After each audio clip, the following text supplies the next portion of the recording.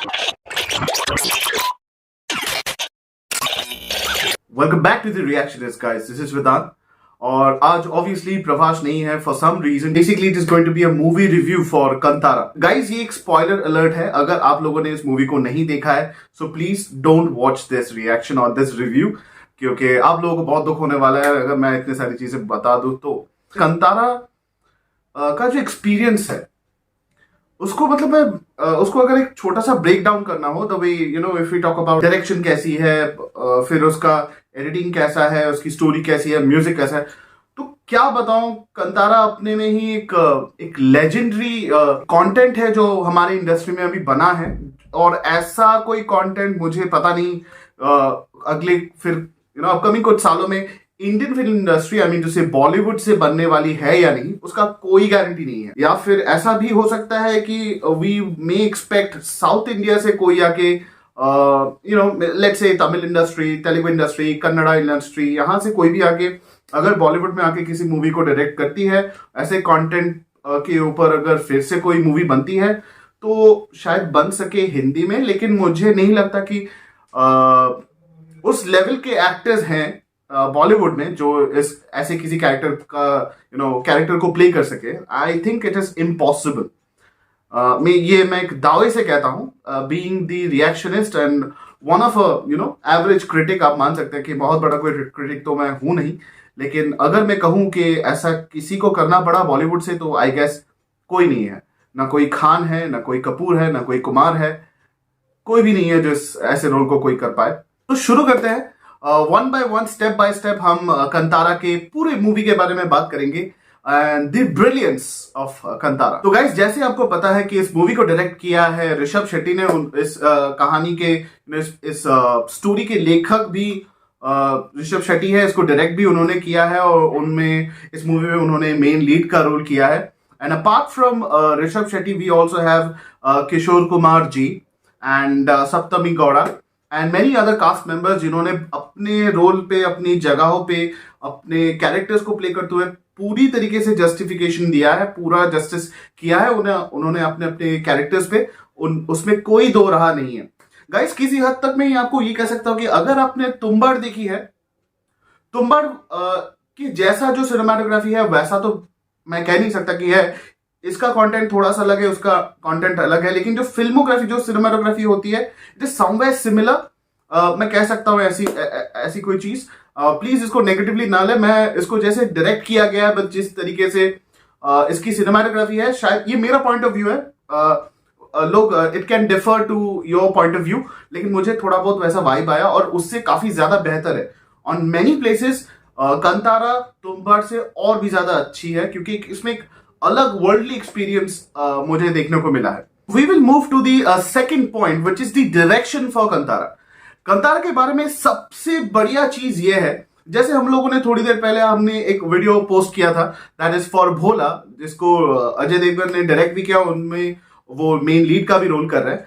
तो यहाँ पे एक ऐसी लिबर्टी मिलती है उस एक्टर को, क्योंकि अगर जो मेन लीड करने वाला है उसी ने कहानी को लिखा, वही डायरेक्ट करने वाला हो, तो एक अच्छी खासी लिबर्टी बन जाती है और मिल जाती है कि वो एज एन एक्टर खुद को एक्सप्लोर कर पाए और सब कुछ दे पाए, उजाड़ कर दे पाए।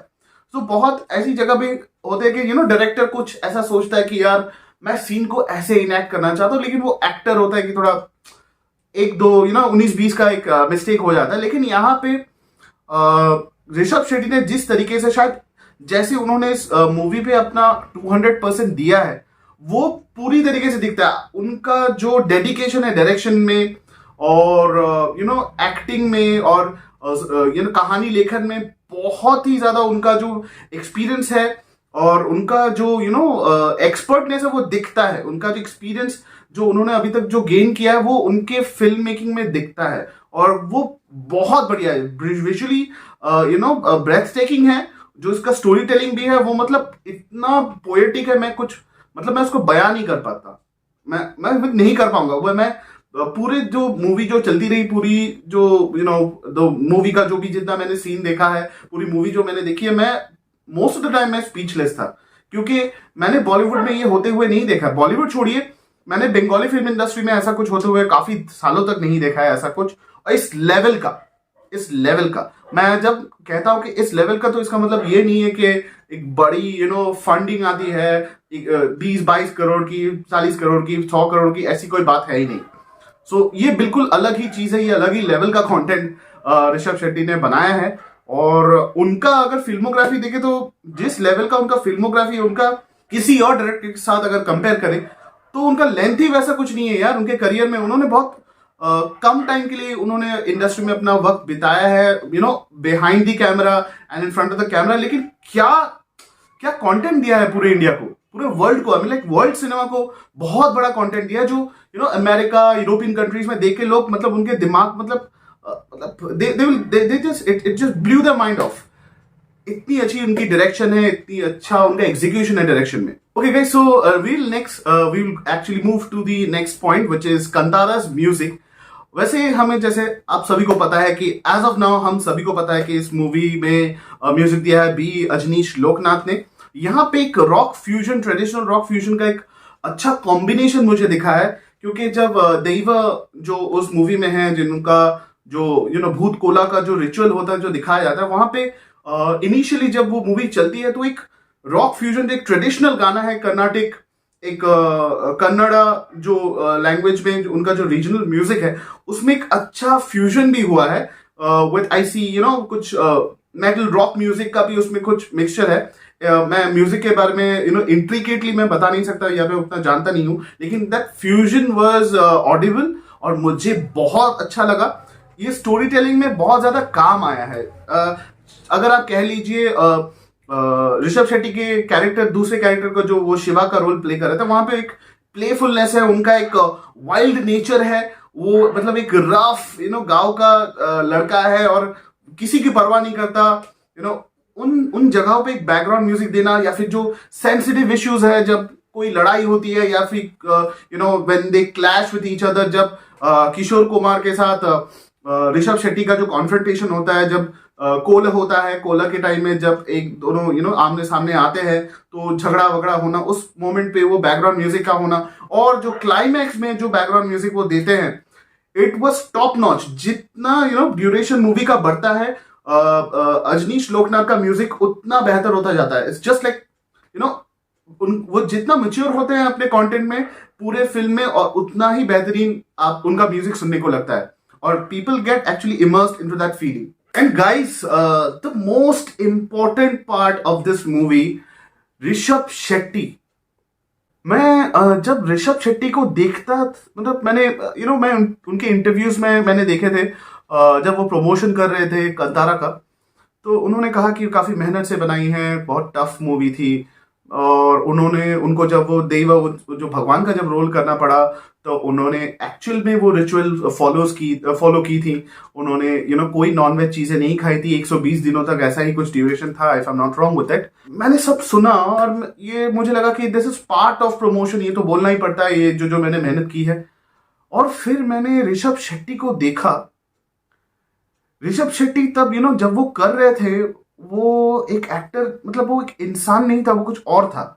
ऋषभ शेट्टी के अंदर जो आत्मा थी, वो आत्मा बहुत बहुत शुद्ध थी, और उसको मतलब हम जैसे लोग जब एज अ व्यूअर जब मैं देख रहा था, जो क्लाइमैक्स का सीन था, मेरा जो राइट जो फुट है, ये मेरा राइट फुट ये कांपने लगा था लिटरली, और आई वाज शेकिंग।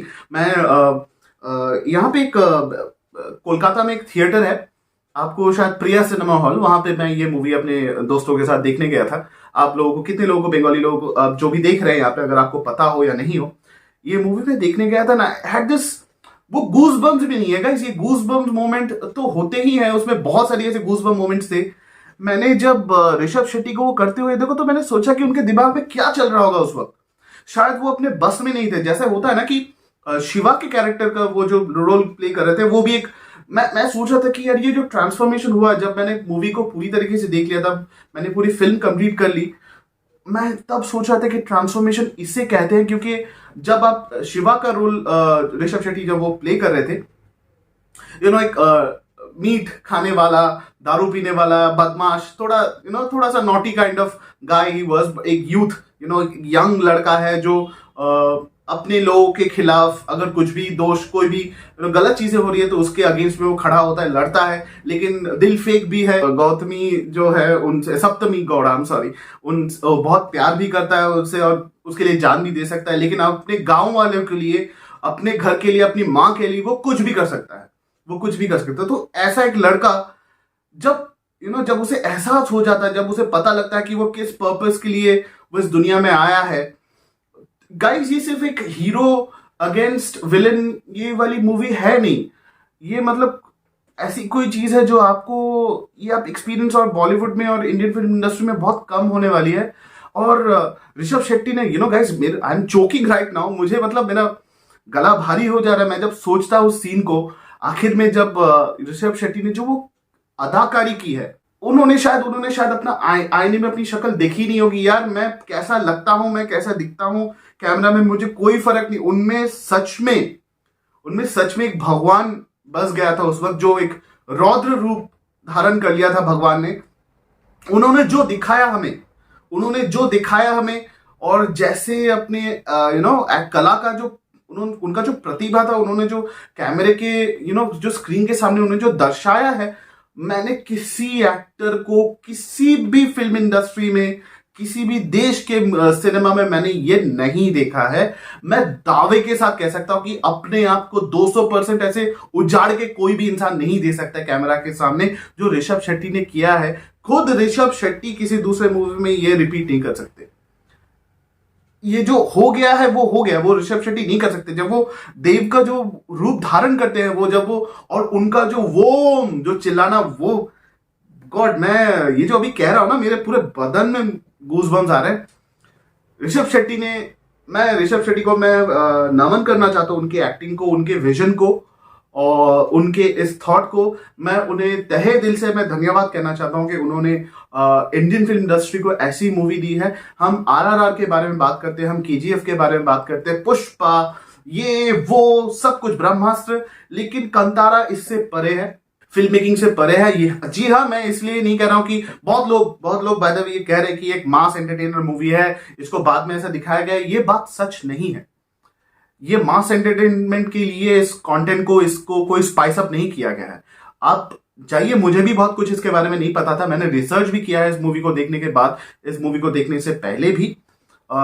ये कासरगोड और कर्नाटक के बॉर्डर के बीच में ऐसी घटनाएं हैं, कुछ ऐसी कहानियां भी है जो मैंने सुनी है कि एक बंदा अपने घर जा रहा था और रास्ते में उनको कोई ये कुछ 70s और 80s की बात है। तो एक बंदा अपने घर जा रहा था, he was in his 30s और 40s, और उस दौरान उन्होंने रास्ते में उनको कुछ पैसे की जरूरत पड़ी, किसी मुसीबत में वो थे और किसी का एक्सीडेंट हो गया था वगैरह वगैरह ऐसा कुछ। तो उस एक्सीडेंट में खर्चा करने के लिए कुछ 500 रुपए की जरूरत थी।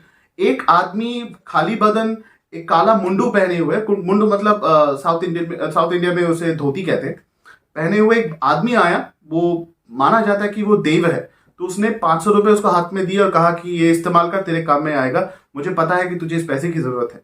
तो कई सालों बाद जब वही आदमी भूतकोल के जो रिचुअल है वो देखने गया था अपने गांव में, वो कासरगोड और कर्नाटका के तुलनाड़ के बॉर्डर में, जो जहां पे ये इस प्रथा को माना जाता है, इस रिचुअल को माना जाता है, वहां पे भूतकोल को वो अटेंड कर रहे थे, उस रिचुअल को वो अटेंड कर रहे थे। तो अचानक से देव उनके पास आए और उन्होंने कहा कि मेरा 500 रुपए वापस कर।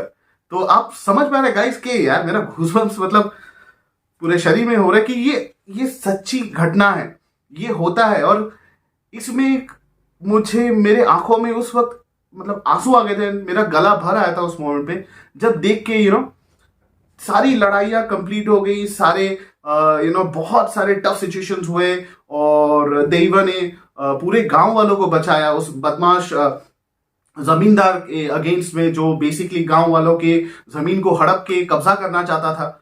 और लड़ाई हो जाने के बाद जब फिर से भूतकोल होता है, वो रिचुअल होता है, देव खुद आते हैं और वो फॉरेस्ट ऑफिसर को, जो किशोर कुमार जी जो बेसिकली वो फॉरेस्ट ऑफिसर का रोल कर रहे हैं, उनको बुलाया अपने पास, गांव वालों को बुलाया, अपने सीने में हाथ रखा सबके, और सारे गांव वालों को भी कहा मेरे सीने में हाथ रखो, और उनके हाथों को सहलाते रहे। जब जब उन्होंने सबको बुलाया अपने पास, उन्होंने फॉरेस्ट ऑफिसर किशोर कुमार जो थे उनको अपने पास बुलाया, सारे गांव वालों को बुलाया, अपने सीने में हाथ रख के वो हाथ को सहलाते रहे कि मैंने तुम लोगों ने, तुम तो मेरे ही बच्चे हो, तुमने बहुत अच्छा काम किया है, तुम सब मेरे लिए प्यारे हो, तुमने इस जंगल को बचाया है, ये मेरा घर है, ये तुम्हारा घर है। उसमें मतलब जो पोएटिक जस्टिस है गाइस, उसमें जो वो एक्टिंग इतनी अच्छी थी। और आखिर में जब शिवा भाग के जाता है और जंगल में जो देव हैं बेसिकली, वो जब भाग के जाते हैं, और जो शिवा के जो पिताजी है उन्होंने भी पिछली बार जब देव किया था वो गायब हो गए थे, तो दोनों का आमना सामना होता है। वो देखते हैं खुश को और वो